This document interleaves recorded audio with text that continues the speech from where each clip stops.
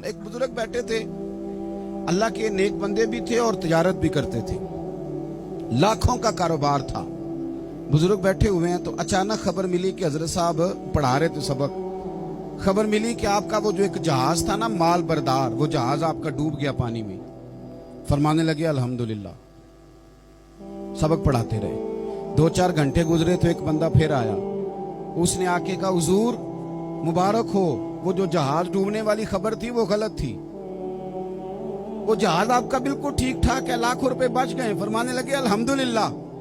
سبق اسی روٹین سے پڑھاتے رہے، پہلی نقصان کی خبر آئی تو پھر بھی الحمدللہ، اور دکھ کی خبر آئی پھر بھی الحمدللہ، سکھ کی آئی تو پھر بھی الحمدللہ۔ سبق اپنی روٹین سے پڑھاتے رہے، سفر جاری رہا، رکے نہیں۔ اختتام ہوا تو طلباء کہنے لگے حضور اتنے بڑے نقصان کی خبر آئی، جملہ ہی کوئی نہیں ٹوٹا آپ کا، لفظوں کے اندر کہیں ہم نے اتار چڑھاؤ نہیں دیکھا، حضور چہرے پر کوئی پریشانی نہیں، اور پھر اتنی بڑی خبر ملی خوشی کی، کوئی آپ کی آنکھوں میں روشنی نہیں آئی، کوئی ہم نے آپ کا چہرہ بدلتے نہیں دیکھا، معاملہ کیا ہے؟ تو فرمانے لگے معاملہ ایک ہی ہے، دکھ بھی رب کی طرف سے ہے، سکھ بھی رب کی طرف سے ہے، تو دکھ قبول محمد بخشا، راضی رہن پیارے۔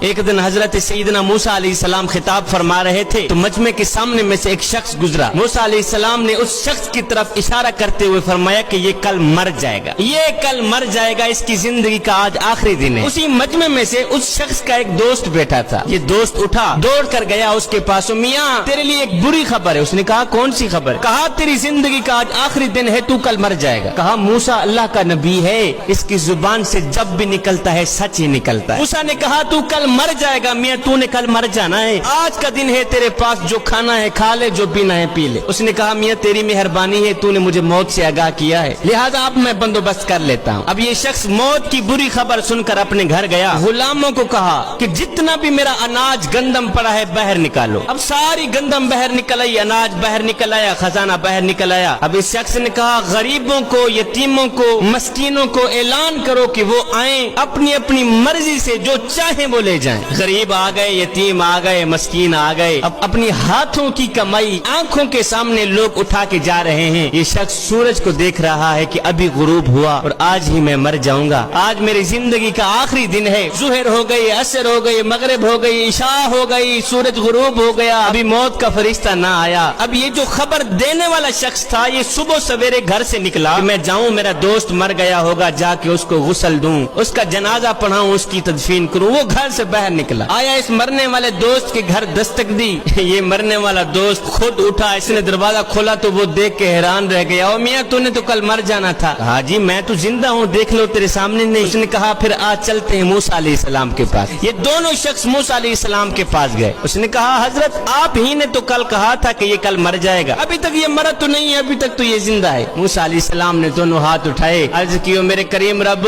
تو نے ہی تو مجھے کہا تھا کہ یہ شخص کل مر جائے گا، ابھی تک یہ مرا نہیں ہے۔ غیب سے آواز آئی موسیٰ یہ کل مرنے ہی والا تھا، لیکن جب اس نے اعلان کیا کہ میرا سارا خزانہ باہر نکالو، اناج گندم باہر نکالو، یتیموں کو بلاؤ، مسکینوں کو بلاؤ، اللہ کے نام پر سب کچھ قربان کر دو، تو اے موسیٰ ایک یتیم بچہ آیا، اس نے اس کے گھر سے تھوڑی سی گندم اٹھائی، گٹڑی بنا کے سر پہ رکھ کے جا رہا تھا، جاتے جاتے اس کے منہ سے بے ساختہ جملہ نکل گیا، یا اللہ اس کی عمر لمبی کر دے، یا اللہ اس کی عمر لمبی کر دے۔ موسیٰ مجھے حیا آتی ہے کہ بندہ میری مخلوق کی خدمت کرے میں اسے لمبی عمر نہ دوں، موسیٰ اس بچے کی دعا کے صدقے میں نے اس کی 100 سال عمر لمبی کر دی۔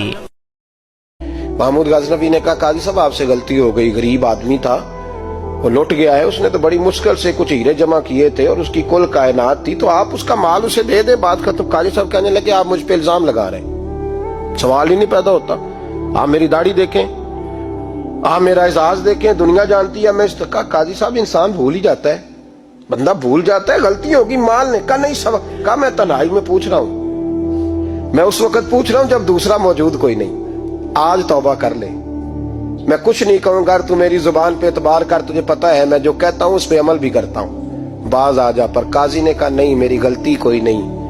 محمود نے پھر بڑے دربار میں بلا لیا، مجمع عام میں، مہلت کے دنوں میں جو توبہ کر لے وہ بچ جاتے ہیں، لیکن لوگ رسوائیوں کے دنوں میں پھر واپس لوٹتے ہیں اگلا گھر دیکھ کے، پھر حالات اور طرح کے ہو چکے ہوتے ہیں۔ जब भरे दरबार में काजी को बुलाया, भाई तू मानता है कि नहीं? उसने कहा नहीं।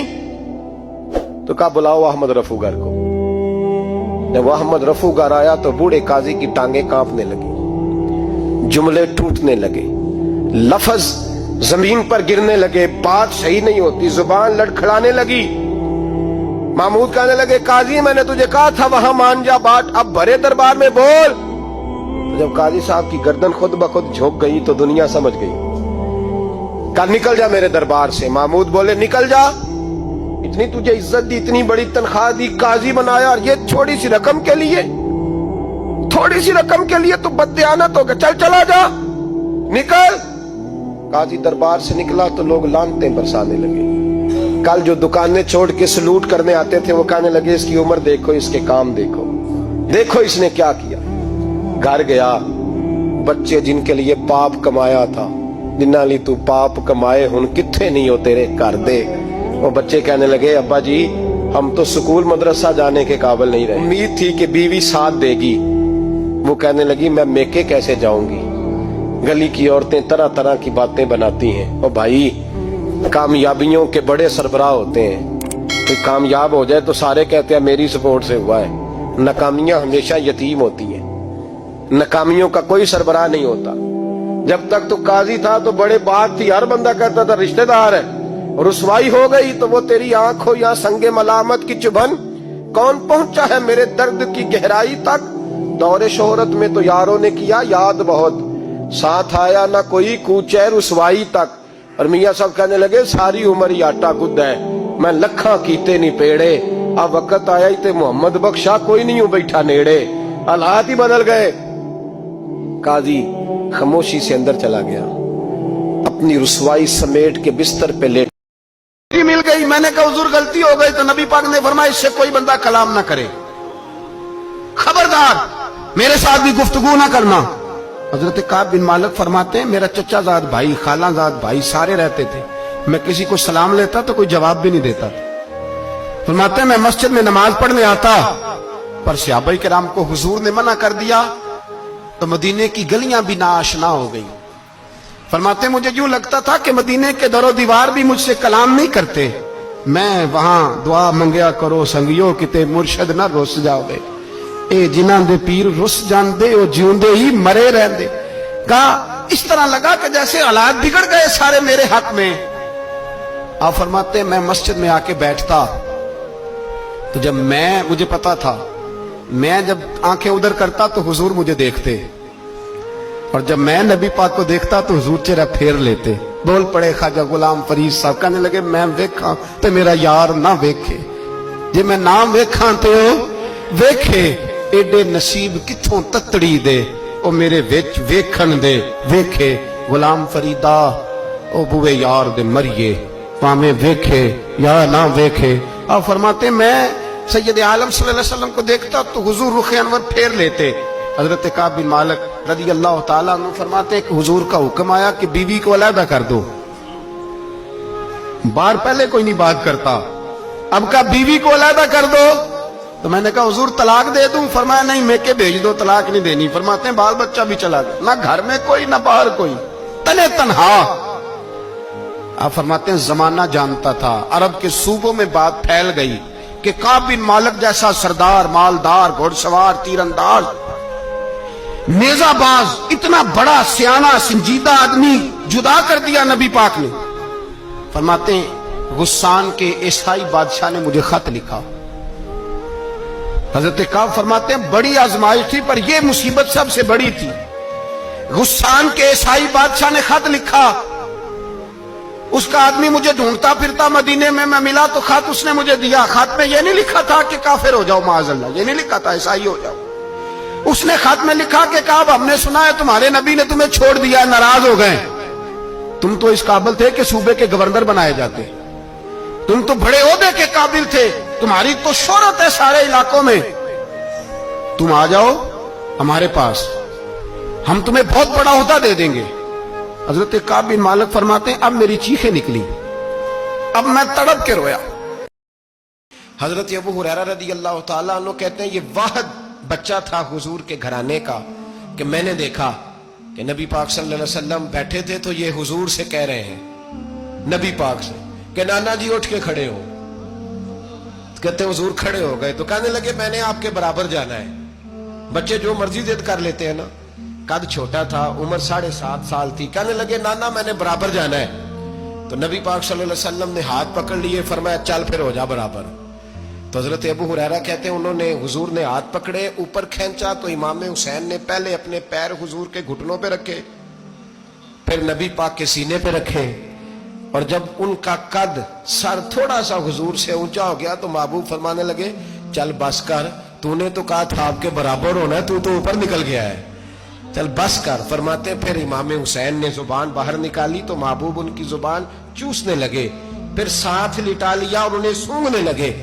تو میں نے عرض کی حضور آپ حسین کو سونگھتے کیوں ہیں؟ تو فرمایا ابو ہریرہ مجھے حسین کے وجود سے جنت کی خوشبو آتی ہے، مجھے حسین کے وجود سے جنت کی. ایک دن حضور گزر رہے تھے. اصل اس طرح تھا کہ یہ نبی پاک کا حجرہ تھا. جن لوگوں کو اللہ نے مدینے کی زیارت کرائی ہے وہ جان سکتے ہیں نبی پاک کا حجرہ تھا. تو حضور کے حجرے کی اس جانب یعنی مسجد کی جو بالکل سیدھ ہے اس کی بیک میں سیدہ فاطمہ رہتی. تو حضور اکثر نہ نماز کے لیے جب نکلتے تو حضرت فاطمہ کے حجرے کے پاس سے ہو کر دوبارہ محراب میں جاتے. محبوب حجرے کے پاس سے گزرے تو امام حسین رو رہے تھے. تو حضرت فاطمہ نے کسی بات میں جھڑک دیا تو امام حسین رونے لگے. تو نبی پاک نماز کے لیے گئے تو واپس لوٹ آئے اور واپس تشریف لا کے کہا فاطمہ حسین کو کیا ہوا؟ عرض کی یا رسول اللہ تنگ کر رہے تھے میں نے ڈانٹ دیا ہے. کیا خوبصورت جملے ہیں حدیث پاک میں. سرکار نے فرمایا فاطمہ اس کو حسین کو نہ رونے نہ دیا کر، یہ جب روتا ہے نا تو میرے دل کو تکلیف ہوتی ہے. تو بی بی صاحبہ کہتی ہیں یہ حکم آیا نبی پاک کا میرے نام، پھر میں نے ڈانٹنا چھوڑ دیا. یہ ان کے فضائل تھے. کب ان کی تربیت خود نبی پاک نے فرمائی، خود ڈیوٹی. میں کسی منطق کا میں اب تو اللہ تعالیٰ معاف کرے، پہلے ہم لوگوں کو کہتے تھے فلانی مجلس میں نہ جانا فلانی، اب تو مصیبت بن گئی ہے، جانے کی ضرورت نہیں، ہر شے موبائل میں آ گئی. مجھے بھیجتے ہیں کہتے ہیں حضرت صاحب یہ ذرا سننا، یہ ذرا سننا. کل کراچی سے کچھ مہمان آ گئے تو اب بچوں نے وہ کلپ سنبھال کے یہ مولوی دیکھو کیا کہتا ہے. اب آیتیں پڑھی جا رہی ہیں قرآن پاک کی، اتنا ٹکڑا یہاں سے لیتے ہیں، اتنا ٹکڑا یہاں سے لیتے ہیں اور ملا کے پتہ نہیں کون سا مکسچر بنا رہے ہیں. کسی آیت کا ترجمہ نہیں، کوئی واضح حدیث نہیں. ایسے ہوا ہوگا پھر اس کو اس سے جوڑ لیں تو کیا بنتا ہے، اتنی جمع کر لیں. یہ کون سا دین ہے جو توڑ مروڑ کے بیان کر رہے ہیں؟ کون سا مذہب ہے؟ دین تو واضح کھلی کتاب ہے. اب ہمارا یہ شوق ہے، ہم ہر تماشا دیکھنا چاہتے ہیں. ہم اپنے لوگوں کی قدر نہیں کرتے اور بڑی بڑی دور جا کے ہم غلط معاملات میں جاتے ہیں، پھر ذہن ہمارے شکوک کا شکار ہوتے ہیں. ہمیں سمجھنا چاہیے کوئی ایسی کسی دلیل کی ضرورت نہیں ہے. جب ان کے واضح چیزیں ان کی کتابیں میں موجود ہے، حدیث میں موجود ہے، قرآن مجید میں ان کے فضائل کھل کے موجود ہے تو دور جانے کی کیا ضرورت. حضور ان کی ٹریننگ کراتے تھے. پہلی بات تو یہ ہے کہ نبی پاک نے دعا مانگی تھی، یا اللہ میرے گھر والوں کو زیادہ روزی نہ دینا، انہیں ایک وقت روٹی دینا، ایک وقت کی بھوک دینا. یہ جو 10 دن کربلا میں انہیں ٹینشن نہیں نہ ہوئی، انہیں عادت تھی فاقہ کرنے کی، انہیں 3 دن وصلی روزے رکھنے کی عادت تھی. پہلی بات. دوسرا یہ کہ جہاد کی تربیت حضور خود کراتے تھے. حضرت فاطمہ الزہرا کہتی میں پردے کے پیچھے دیکھ رہی تھی، نبی پاک نے امام حسن اور حسین سے فرمایا چلو میرے سامنے کشتی لڑو. تو دونوں حضرات آپس میں جب کشتی لڑنے لگے تو نبی پاک نا امام حسن کو کہتے ہیں حسن حسین کو ٹانگوں سے پکڑو، حسن حسین کو پیچھے سے پکڑو. جب نبی پاک بار بار امام حسن کو بتا رہے تھے تو سیدہ پیچھے سے بول پڑی، کہنے لگی یا رسول اللہ آپ چھوٹے کو بتائے، آپ بڑے کو بتا رہے ہیں. بڑا تو پہلے 11 مہینے بڑا ہے تو آپ چھوٹے کو بتائے بڑے کو بتا رہے. تو فرمایا فاطمہ تو چپ کرنا، جو میں دیکھ رہا ہوں تو نہیں نہ دیکھ رہی. ایک کو میں بتا رہا ہوں، دوسرے کو جبریل امین بتا رہے ہیں. تو یہ حضور نے اپنے سامنے ان کی تربیت کی، ٹریننگ. ہوا یہ کہ یزید جب امیر بنا نا، 2-3 چیزیں ہوتی ہیں جب کسی بندے کو قابو کرنا ہوتا ہے، 2-3-4-5 چیزیں ایسی ہوتی ہیں جس سے بندہ قابو آتا ہے. تو اس نے بھی فوری طور پہ یزید نے دیکھا میرے لیے مسئلہ کیا بن سکتا ہے. ولید بن عتبہ اس وقت مدینے کا گورنر تھا. یزید نے اس کو خط لکھا کہ امیر عرب کا رواج آج بھی ہے کہ جب تک نئے خلیفہ کی بیعت نہیں ہو جاتی پرانے کے انتقال کی خبر ہی نہیں دیتے، اس کو رکھے رکھتے. یہ ان کا طریقہ ہے. وہ کہتے ہیں